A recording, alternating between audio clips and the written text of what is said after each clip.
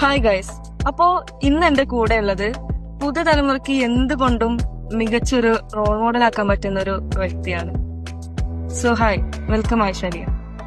Hi. So Liya, നിങ്ങള് ഈ ഒരു യങ്ങർ ഏജ് തന്നെ എങ്ങനെ ഇത്രയും വലിയൊരു പൊസിഷനിലേക്ക് എത്തി? ലൈക്ക് നിങ്ങളുടെ ഒരു മോട്ടിവേഷൻ, നിങ്ങളുടെ ഒരു ബാക്ക് ബോൺ അതെന്തായിരുന്നു? ഞാൻ പ്ലസ് ടു കഴിക്കുന്ന സമയത്ത് എന്നെ മലപ്പുറം സ്കില്ലേജ് അക്കാദമിയില് എന്തോ പബ്ലിക് സ്പീക്കിംഗ് ക്ലാസ് ഉണ്ടായിരുന്നു. ബിഷിസേറായിരുന്നു ക്ലാസ് എത്തിയത്. സോ ഞാനൊരു 1 ഡേ ക്ലാസ് ആയിരുന്നു, അത് അറ്റൻഡ് ചെയ്തിരുന്നു. അതിന് ശേഷമാണ് എനിക്ക് ഇങ്ങനെ ഒരു ഇമ്പ്രൂവ്മെന്റ് ഉണ്ടായത്. കാരണം പൊതുവെ ഞാനൊരു സ്റ്റേജ് ഫിയർ ഉള്ള വ്യക്തിയാണ്.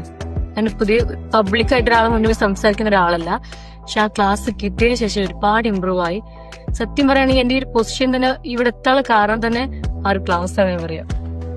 സോ പുതുതലമുറയ്ക്ക് നിങ്ങളെ പോലെ വലിയൊരു പബ്ലിക് സ്പീക്കർ ആവാൻ താല്പര്യമുള്ള കുട്ടികൾക്ക് നിങ്ങൾ എന്താവും സജസ്റ്റ് ചെയ്യാൻ? അവരെ പബ്ലിക് സ്പീക്കിംഗ് ഇംപ്രൂവ് ചെയ്യാൻ, സ്റ്റേജ് ഫിയർ കുറയ്ക്കാനൊക്കെ നിങ്ങൾ എന്തായിരിക്കും അവർക്ക് സജസ്റ്റ് ചെയ്യും?